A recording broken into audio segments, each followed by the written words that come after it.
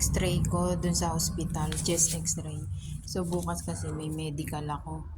Kaya sinabi ko sa ano ko, cardiologist ko na hingi ako ng copy ng ano chest x-ray ko kasi Monday another x-ray. So hindi naman pwede yung na-x-ray na ako magpa-x-ray ulit. Kaya ito binigay sa akin yung So ito ipapasa ko bukas.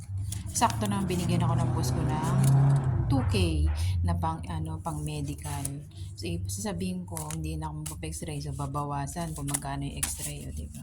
So dati sa boss ko hindi mo na ako binibigyan ng pang medical. So boss ko binigyan ng pang medical. So ito ang aking record sa x-ray, ipapasa ko bukas. Kaya ang kukuha na nila sa akin dugo. Yun, tsaka yung stone. Thanks for watching. IF na yun. Dalawa na IF ko.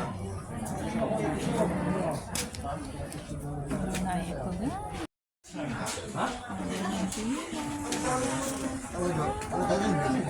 Akala uwian. Titignan pa pala ng doktor.